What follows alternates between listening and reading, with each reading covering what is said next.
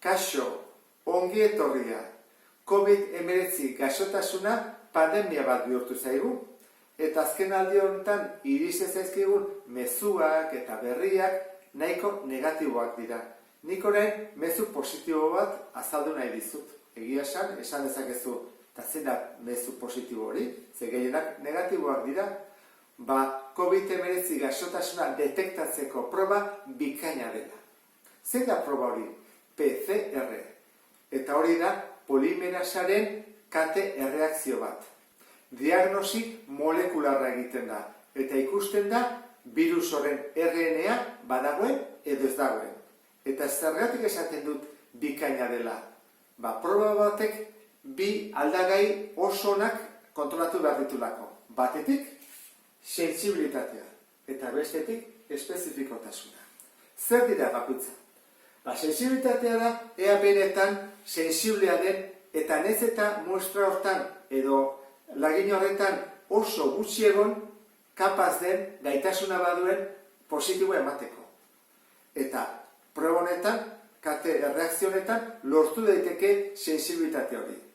Orduan, baldin badugu virus hau, edo kutsatuta baldin badaude, positibo emango du. Eta ez du emango negatibo faltsua. Zer da negatibo faltsua?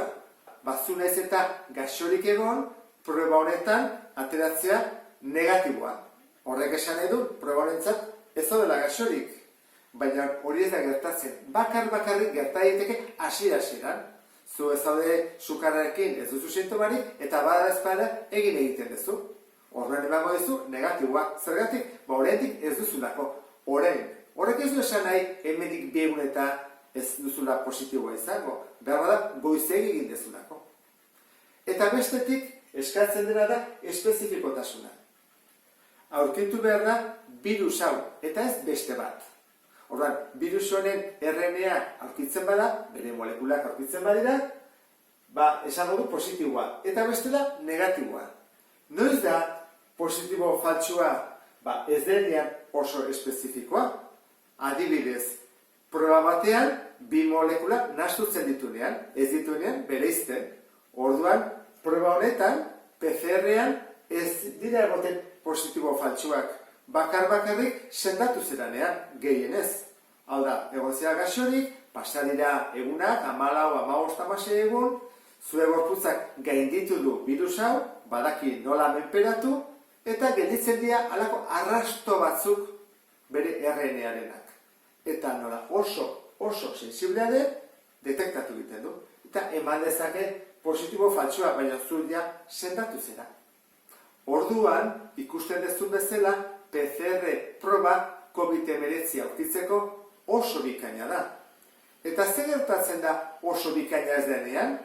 Asko ditugu horrelakoak, ez ditugunak, batekin ikusiko duzu. Asmatuko dut.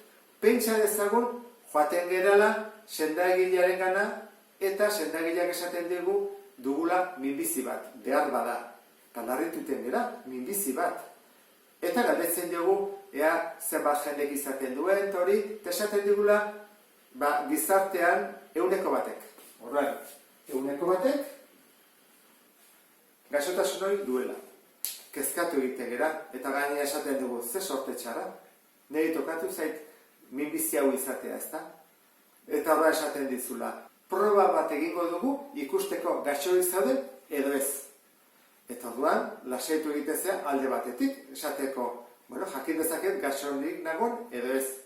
Eta sendagileak esate dizu, begira, proba horretan, gaixorik baldin bazaude, positiboa emango dizu. Oso sensiblea delako, eta aurkitu ingo dizu. Ondo.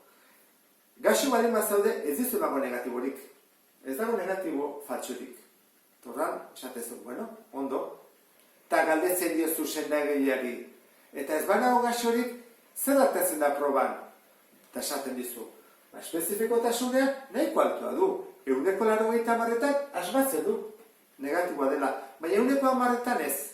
Esaten dizu, positibo faltsua dela. 110etan fallatzen du. Errorea. Eta proba egiten dizu. Orduan, gogoratu.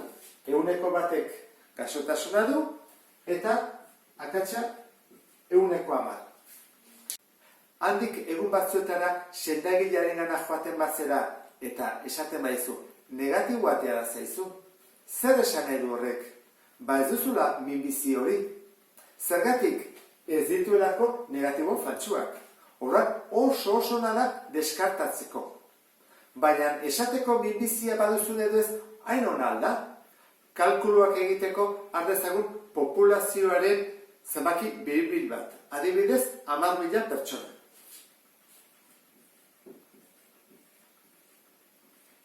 Horietatik zenbat daude gaxorik? 100%. Hori nola kalkulatzen da? 10.000 bider 0,01. 100 pertsona daude gaxorik. Eta 100 baldin badaude gaxorik, zenbat ez daude gaxorik? Beste guztiak, 10.000 ken 100, 9.000, 900, ez daude gaxorik. Baina zer gertatzen da gaxorik ez daudenekin? Bi motatakoak daudela. Esan dugu, proba horretan, 110 akatsa dela, positibo faltsuak ematen dituela. Orduan, nahiz eta ez dago gaxorik, nahastu egiten da, eta esaten du, gaxorik dago. Orduan, honen 110 zer da? 9.000 bider 0,10. Horrak koma bat mugitzen badugu, 9.000 ez daude gaxorik, baina positiboa eman du. Hemen bezala, positiboa gertatzen da, hau direla gaxo dauden positiboak, eta hemen gaxo ez dauden positiboak. Eta zenbat daude negatiboak asmatu ditunak? Beste guztiak, 8.000, 910 ez daude gaxorik, eta gaina negatiboa eman du, asmatu du. Horren, zentzuk asmatu ditu 100 hauek, eta 8.910. Horren galdera da, nire eman dit positiboa. Zein da probabilitatea?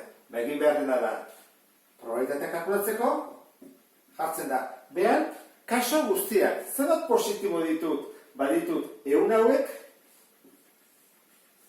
gehi 980 hauek, eta hori zen bada, 1.080. Eta benetan gaixo daudenak zenbat dira? Positibo guzti hauetatik 100 bakarrik. Zatiketa egiten badut, 100 zati 90, 0, borobilduta 0,917.